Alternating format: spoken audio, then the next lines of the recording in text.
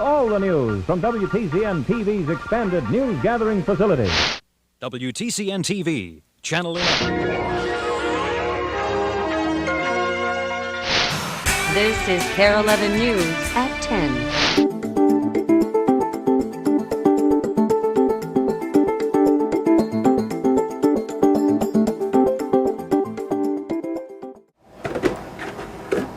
These are our most popular item. It's a half-pound Juicy Lucy, a half a pound of meat stuffed with cheddar cheese or cheddar cheese and fried onions. A Juicy Lucy is one of the mainstays at the Will Hop Inn. The other staple for the past 12 years has been the Will Hop's owner, Margie Boris. I started to work here part-time for my other job because I bought a real expensive dining room set and I felt guilty. Both my sons have worked here. That's one of them outside. And my youngest son met his wife here, so there's lots of memories. Margie reflects a lot these days. After 64 years of service, the Will Hop Inn is closing. How long have we been coming in here? Probably longer than you've been on this earth. One of our neighbors told us if you wanted great burgers, this is the best place to go. Always heard that they had good hamburgers. Heard raves about the Juicy Lucy, but I didn't get up enough courage to go for a half-pounder. Will Hop, may I help you? It's hustle, bustle, hustle, hustle. Everybody's in a big hurry to go nowhere fast. And people don't come in here to hurry, because if you did, you lost.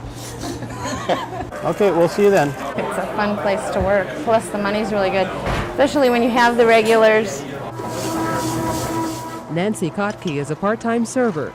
Even with a cast on her leg, she can't stay away from the Will Hop, but she knows to stay out of the kitchen. I burnt myself so bad. Margie said, I don't think that's quite the job for you, Nancy, but everybody else can do it. I'm challenged. Like the fountain root beer, laughter overflows at the Will Hop. Food is offered on the menu. Advice can be found on the walls.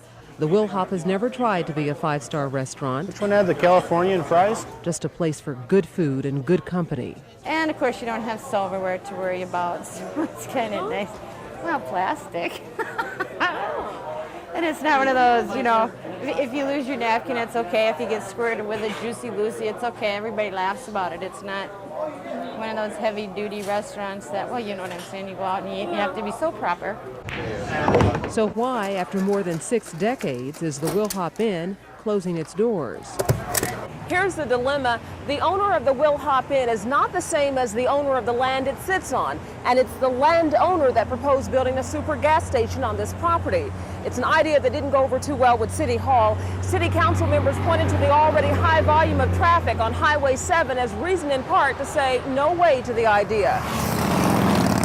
That intersection simply could not accommodate the traffic from that kind of a business, and the council said we have to rezone it to an office. If the Will Hop owner had owned the land in addition to the business, very likely we would have rezoned it to commercial to allow it to continue. Holiday Companies is the landowner. Holiday's vice president for human resources declined to go on camera, but in a statement he wrote, 6 weeks ago the Will Hop Inn gave notice of their intent to vacate the property. Our understanding is the Will Hop Inn's decision was based, at least in part, on their inability to obtain necessary zoning. We all think the Will Hop Inn is charming, it's quaint, it's a piece of Minnetonka's history, and it would be real sad to see it go. But the problem is, she doesn't own it. Margie Boris believes, minus a miracle, the Will Hop Inn will close in 48 hours. Yeah, I've noticed that my nights are a little bit more sleepless. There's, oh boy, she's gonna make me cry. Equipment and furniture of the Will Hop will be auctioned off 7 days later. I guess it makes me sad because I think these are the kind of things that mean something. Everybody's sad to see the place go. It's been here, before everything else was, while this was still a dirt road out there. Everybody's a friend. And when people leave the Will Hop, they're friends. The Will Hop has been a success, but it's also been an example of what can happen despite success when you own the building but not the land. Rhonda Kinchelow, KARE 11 News.